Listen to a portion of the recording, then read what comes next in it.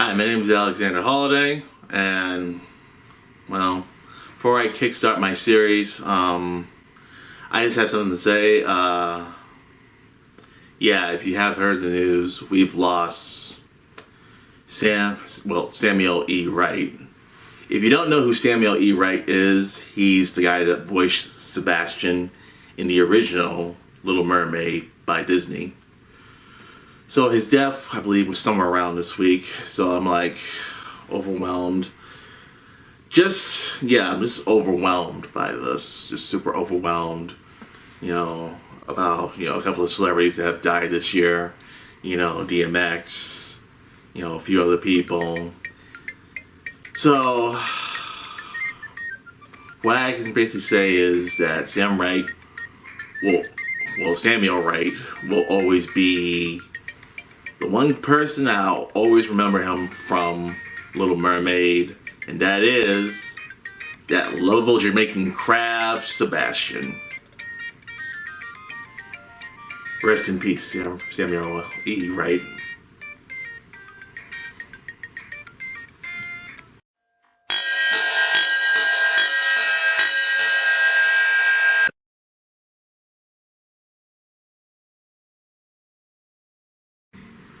Hello, people, and welcome to, I guess, my new series that I want to kickstart today and start until, sick and tired of making it. And that is, here's the intro to this. For kids.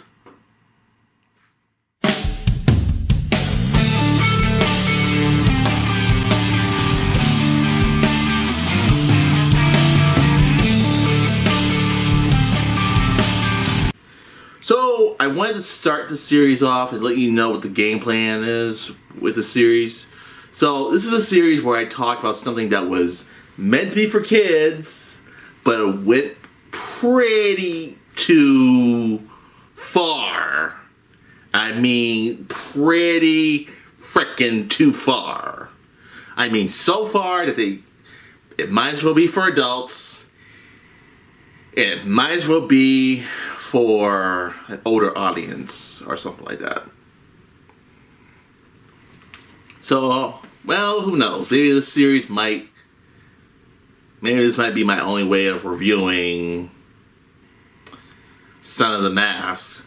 But that's in case if you guys want me to continue on with the series. So, today's series is going to be about The Jungle Book. No.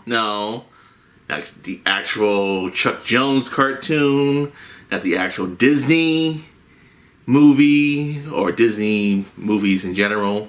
Or, I'm not even talking about the Jon Favreau version. And I'm also not talking about the Andy Serkis version. Good God, why'd y'all make Baloo so creepy and scary?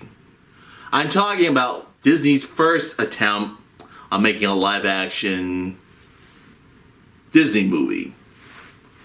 Now, of course, we know Disney has done a lot of live-action movies. Yes, I know, I need to watch it. I might watch it today. But one thing is certain. The Jungle Book from 1994. Yeah.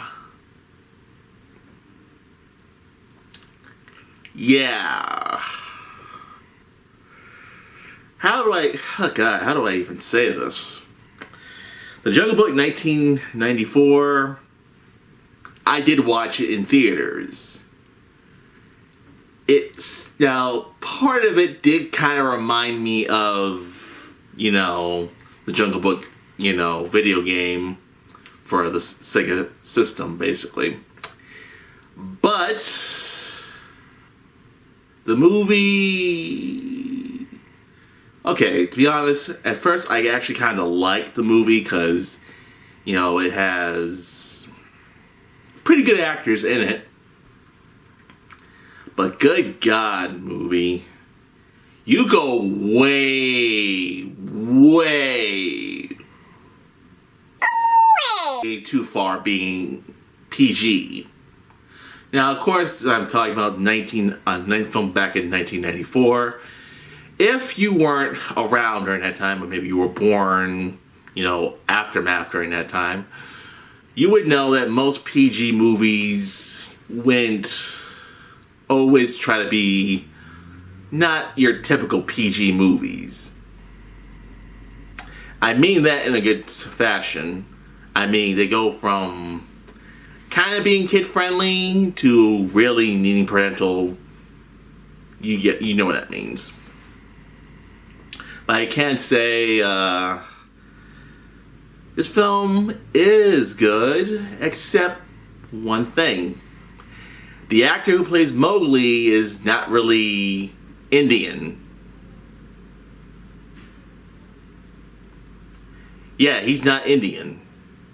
See, the thing about Mowgli, he was born in India, the jungle in India. He also has to deal with Shere Khan. And also, he was born in the jungle, or raised in the jungle. Here, I think they took several elements and kind of say, well, why don't we kind of change the fact that he talks to animals? Maybe he personally talks to animals, but doesn't really show him talking to animals. Yeah, so pretty much this is the first Jungle Book movie where the animals don't talk. Yeah. Now with Andy Serkis's Jungle Book, they do talk. Jon Favreau's Jungle Book, they do talk. But this one, they don't talk. So sadly, it's really disappointing, because that's the whole thing about Jungle Book, about the animals talking. And why would you not have that? But, in true fashion, the people do talk. Mowgli talks. And getting Jason Scott Lee. Yeah, the actor who played Bruce Lee. And yes, I may have been corrected in one of my videos. Not really the first actor to play Bruce Lee, not necessarily, but in that sort of fashion. But technically, yes, Jason Scott Lee was the second actor to play Bruce Lee. Second. But he was actually added in the Bruce Lee movie. But anyways, I'm getting a little off topic. So, I can tell you this. The actors who are chosen in this movie, well, they do a good job playing obvious characters. So in this version, Mowgli is taught to be known as living in the man village, and also he falls in love. Now, is the girl that he's falling in love with the same race as him? No. But apparently it's the lady from Game of Thrones. Yes, a show about incest.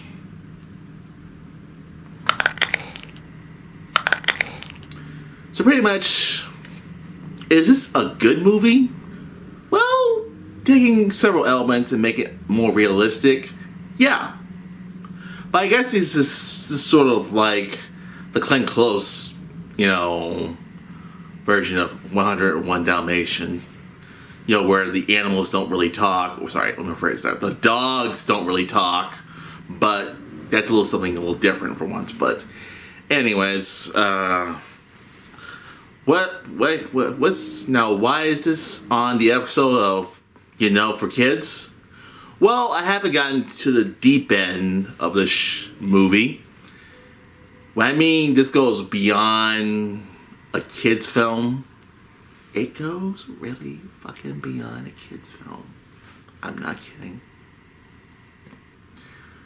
And now, welcome to the segment of the show, as I like to point out, the PG deaths in this movie. Now you're probably saying, hey, PG deaths, this shouldn't be, too violent. This shouldn't be too life-scarring. Sadly, it is. Sadly, it really fucking is. So, we have a couple of characters who really get the axe really freaking bad, people. We have one guy gets killed by falling into quicksand, or matter of fact, not just falling into quicksand, sinking into quicksand.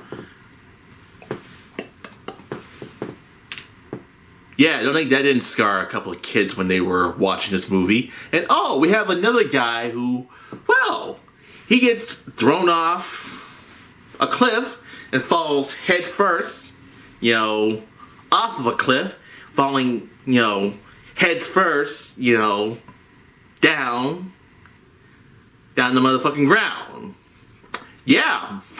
And also, oh, gee, the one thing that totally taught me, when you see a giant animal right in front of you, don't fucking run. One guy sees Shere Khan, and what is his first analysis? Well, gee, big giant tiger right in front of me. What do I do? Oh, I'm gonna do the dumbass thing. I'm gonna run from it. And also get killed. Yeah. So obviously, kids, if you see an animal like that, don't run. If you can climb up a tree, do that. Or if you stay still, do that. Or if you have a gun, well, if you have a motherfucking gun, shoot the damn thing. And oh, God.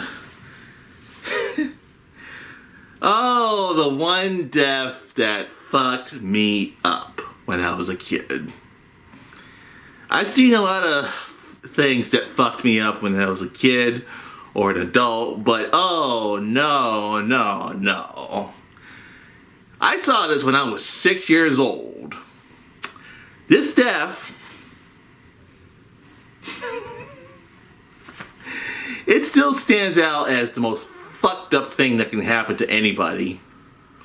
One of the guys, or one of the bad guys, this cat over here, well, shoots at Mowgli, but doesn't realize he's shooting himself in a trap that's literally closing in on him, and also having not just sand, but salt. I think in common sense say if you have a cut or bruised wound, basically, now what's the one thing you don't want to put in it? Gee, what's the one thing you don't want to put in it? Oh, common sense can tell you salt. So not only this guy is in this, salt trap thingy, he also has a bullet wound in his leg. And let me just tell you, let me show you my response to it.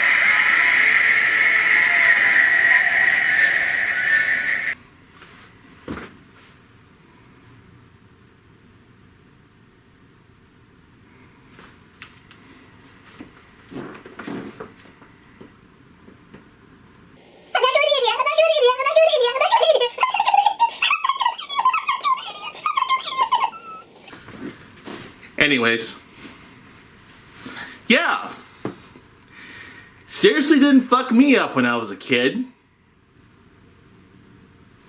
I the reason why I got a lot of therapy when I was at that age. Anyways, we have Carrie Elways. Yeah, the Dread Pirate Roberts. And also the guy who also cut his foot off in the Saw movies.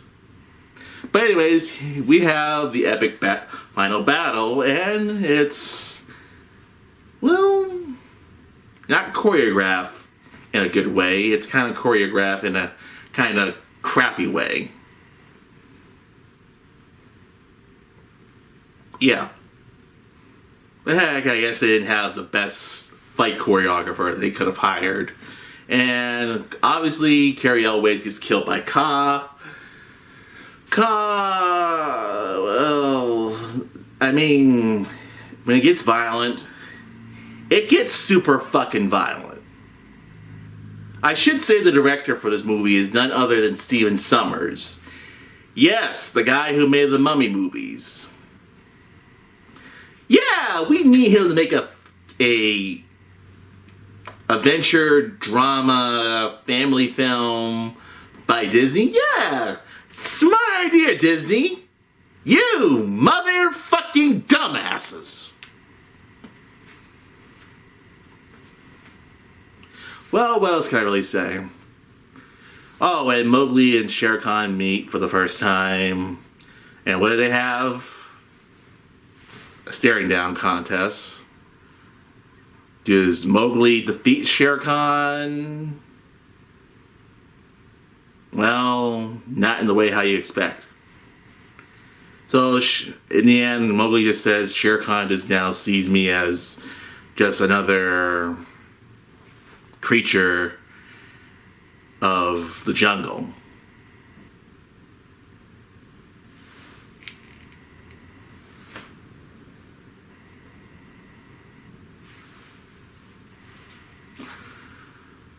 But they do have that one good scene where they try to build emotion, where Baloo gets shot by one of the hunters. Honestly, I guess it did kind of make me kind of almost cry in that scene. I was a crybaby anyway, so I obviously would cry at that scene. But I can tell you this, you know, they have this thing where Mowgli has a crush on the lady from Game of Thrones. And, you know, they have this love relationship. Which I might as well say, instead of copying the Jungle Book, they copied Tarzan. Disney's Tarzan. You know, just 5 years before Disney's Tarzan became a thing. So, what else can I really say? Is this a bad movie for kids? Well, in true nature, yes. And also true nature, no. I would say I wouldn't recommend kids today. If you are basically, let's just say, 13 or maybe older, it might be appropriate for you. But this was back in the 90s where PG, well, if you were in a Disney movie, you're going to get the big axe. But you shouldn't make a Disney movie that has this amount of violence in it. You know, people, you know, falling into quicksand, falling off a cliff head first, you know, being eaten by a tiger, and also getting trapped in a salt trap, and also being eaten by a snake. I know these are the bad guys, but you don't have to use that type of casualty. If you wanted to, you could have just made this your Pirates of the Caribbean, where it has that amount of violence. And if you wanted to, you could have made this a PG-13 Disney film for the first time. You know, instead of making Pirates of the Caribbean be your first Disney film that's PG-13, why not make this your PG-13 film? So, is it bad?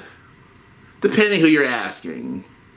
If you're hoping for this to be like the original Jungle Book, you're going to be disappointed. Well, you're not going to be. You would probably say, Let's watch something else. But let me just tell you, this is not for kids.